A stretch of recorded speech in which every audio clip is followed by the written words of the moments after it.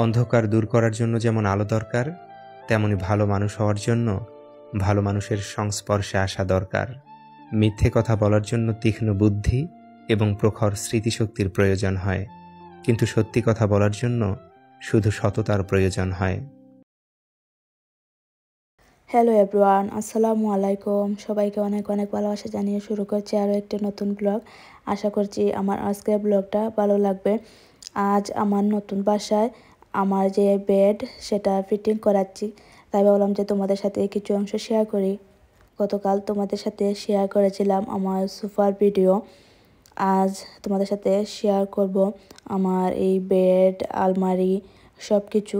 আসলে sofa, bed সব কিছু এই একদিনই ফিটিং করিয়েছি, কিন্তু আমি আলাদা আলাদা করে তোমাদের সাথে শেয়ার করছি।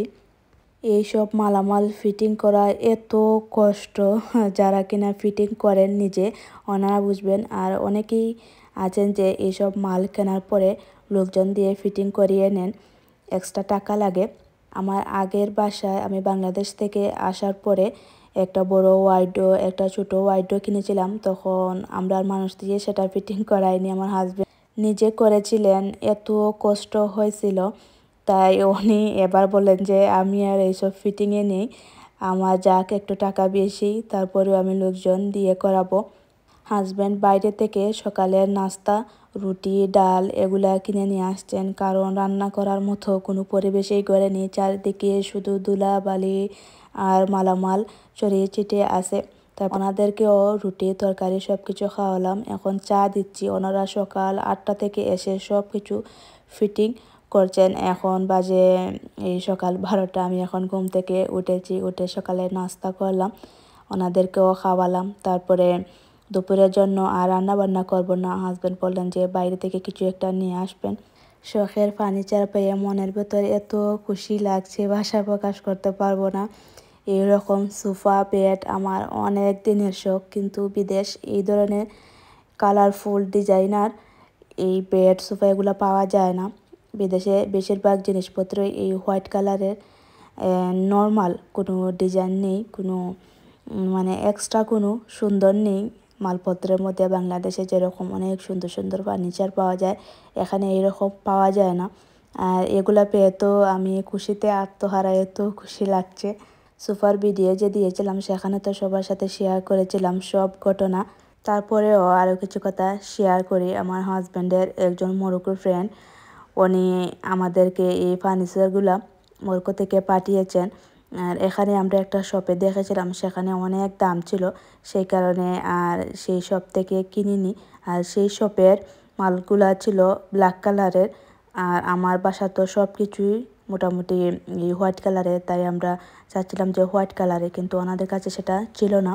সব কিছু মিলিয়ে মানে দাম আমাদের ইচ্ছা অনুযায়ী সেই শপে পাইনি, তাই আমরা ঠিক করে যে সেখান থেকে আর কিনবো না। তখন আমার মনটা এত খারাপ হয়ে যায় যে আমি এত শখ করেছিলাম এইরকম মালের, কিন্তু এখন আর এইসব কিনতে পারবো না। তখন আল্লাহ এই ওনার মরক্কোর ফ্রেন্ডকে পাঠিয়েছেন। আসলে ইচ্ছা যদি সৎ থাকে, চাওয়াটা যদি মন থেকে চাওয়ার মতো চাওয়া হয়, তাহলে আল্লাহ সেই ইচ্ছাটা পূরণ করেন। বাংলাদেশে যখন গিয়েছিলাম তখন যে এত এত শপিং করেছি, সব কিছু পার্সেলে পাঠিয়েছি, তখন আমার হাজব্যান্ডকে বলতাম যে এত মালামাল পাঠাচ্ছি, যদি ফার্নিচারও পাঠানো যেত, তুমি দেখো না যদি কোনোভাবে কোনো কিছু করে পাঠানো যায়।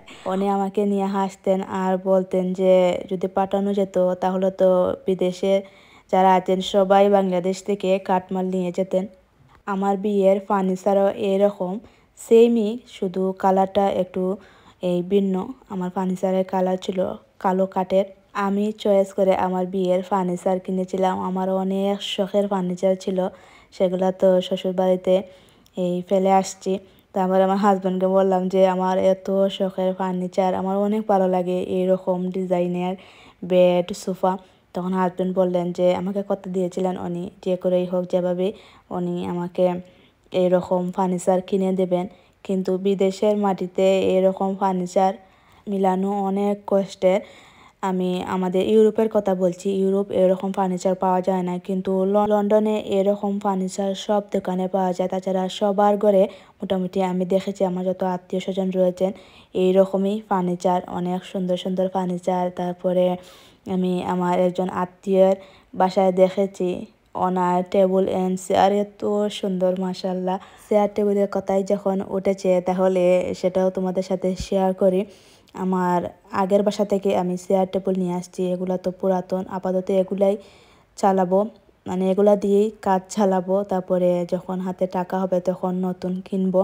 আমার এই যে এই বেডের যে উপরের কাপড় এই খয়েরি কালারের সেম এরকম ডিজাইন করে আমি ওনার ফ্রেন্ডকে দিয়ে মরক্কো থেকে আনাবো। উনি আমাদেরকে চেয়ার টেবিলেরও পিকচার দিয়েছিলেন, কিন্তু চেয়ারের অনেক দাম ছিল, প্রায় 6টা চেয়ারের দাম ছিল 2000 ইউরো। এইসব মাল তারপরে ঘরের কাজ করতে গিয়ে প্রায় হাতটা একেবারে খালি হয়ে গিয়েছে। 2-1 মাস যাক, তারপরে আনাবো। সব দিক তো চিন্তা করতে হবে, একা একজন মানুষের রুচি দিয়ে তো আর সব কিছু ম্যানেজ করা যায় না। কারণ আমরা ঘর কেনার 3 দিন পরে বাংলাদেশে গিয়ে 2 মাস থেকে আসছি। নননের বিয়েতে এত টাকা খরচ হয়েছে, তারপরে এত মাল এনেছি বিদেশ। আমি প্রায় 4 লক্ষ টাকার মতো মাল পাঠানো, মাল কিনা সব মিলিয়ে আমার 4 লক্ষ টাকা গিয়েছে। এগুলো আমি আমার কাছ থেকে দিয়েছি। বাংলাদেশে গিয়ে যে মাল কিনেছিলাম সেই মালের দাম বাদই দিলাম, সেগুলো পাঠানো খরচ আমাদের গিয়েছে 1,80,000 টাকা। যাই হোক, সেটা পরে একদিন তোমাদেরকে সব কিছু বলবো। তারপরে আমরা যে সময় গিয়েছিলাম সে সময় তো রোজা, তারপরে ঈদ ছিল, বুঝতে পারছো এই সময় অনেক টাকা পয়সা খরচ হয়। যাই হোক, আমরা সব কিছু ঠিকঠাক মতো ম্যানেজ করে আসতে পেরেছি। আসার পরে 1 সপ্তাহ যায়নি, আমরা যেদিন বিদেশে আসছি পরের দিনই আমার হাজব্যান্ড আমার এই ঘরের কাজ এই লাগিয়ে দেন, সেখানেও আরও অনেক টাকা গিয়েছে, পরে একদিন তোমাদেরকে বলবো। তারপরে এই যে এত সব মাল টাল কিনছি, ওনার বাড়িতেও টাকা দেন, সব মিলিয়ে হাত পায়ে একেবারেই খালি। মাঝে মধ্যে বসে চিন্তা করি, মানুষ একটা বিয়ের কাজ চালাতে গিয়ে অনেক টাকার ঋণ হয়, কিন্তু আমরা এই 4টা মাস ধরে এত টাকা খরচ করছি, এত কিছু ম্যানেজ করছি, কীভাবে যে কী হচ্ছে আমরা নিজেরাও জানি না। আসলে সব কিছু আল্লাহর ইচ্ছা, আল্লাহ আমাদেরকে উদ্ধার করছেন, কারো কাছে যে যেতে হয়নি, এর জন্য আল্লাহর দরবারে শুকরিয়া। সত্যি কথা বলতে সংসারের দায়িত্ব যার উপরে থাকে ওনারাই বুঝেন সব কিছু ম্যানেজ করা কত কষ্টের। আর এর জন্য আলহামদুলিল্লাহ আমার হাজব্যান্ড সব কিছু করছেন, কোনো ধরনের কোনো কষ্ট অথবা অভাব উনি আমাকে বুঝতে দিচ্ছেন না। উনি মুখে না বললেও আমি ওনার ওয়াইফ সব কিছু নিজের চোখে দেখছি। আমি মাঝে মধ্যে ওনাকে প্রশ্ন করি যে তোমার অনেক কষ্ট হচ্ছে তাই না এই সব কিছু ম্যানেজ করতে গিয়ে? উনি আমাকে বলেন, তুমি এসব নিয়ে চিন্তা করো কেন, এসব চিন্তা ভাবনা হলো আমার, আমি যতদিন দুনিয়াতে আছি তোমার এসব নিয়ে চিন্তা করতে হবে না। উনি আমার সব শখ পূরণ করেন, আমি যেটাই ওনার কাছে শখ করি উনি এনে দেওয়ার চেষ্টা করেন। এর জন্য আল্লাহর দরবারে শুকরিয়া যে এত ভালো একজন মানুষ আমাকে দিয়েছেন। অনেক কিছুই তোমাদের সাথে শেয়ার করলাম, আসলে মন খুলে কথা বলার মতো কেউ নেই, তাই এই ইউটিউবে ভিডিওর মধ্যে তোমাদের সাথে শেয়ার করি। আর আমার সব কিছুই গুছানো হয়ে গিয়েছে, তোমাদেরকে এখন দেখাচ্ছি, আর অবশ্যই আমাকে কমেন্ট করে জানাবে যে কীরকম হয়েছে সব কিছু। গাছের কুলগুলো এখন বাধ্য হয়ে নিজে থেকে ঝরে পড়ে, কারণ তারাও জেনে গেছে পাথর ছোঁড়া ছেলেবেলা এখন মোবাইলে ব্যস্ত আছে। ইচ্ছেগুলো মজে গেছে, বিশ্বাসে ধরেছে জং। বুঝেছি মানুষ সুযোগ পেলেই বদলায় জীবনের রং। কাউকে খুব বেশি ভালো মন্দ বোঝাতে যাবেন না, এতে আপনিই খারাপ হয়ে যাবেন। বরং তাকে ছেড়ে দিন, সে যখন ঠকবে বা বিপদে পড়বে তখন সে এমনিতেই আপনার মূল্য বুঝতে পারবে। জয়ের জন্য অনেক সাধনার প্রয়োজন, কিন্তু পরাজয়ের জন্য একটা ভুলই যথেষ্ট। পাত্তা দেওয়া কমান, দেখবেন জীবন অনেক সহজ হয়ে যাবে। ইঁদুর খাঁচায় কেন বন্দী হয় জানেন? কারণ তারা বুঝতে পারে না ফ্রিতে রুটি কেন দেওয়া হচ্ছে। জীবনে তুমি তাকেই বিশ্বাস করো যে তোমার কাছে কোনো প্রতিদান চায় না।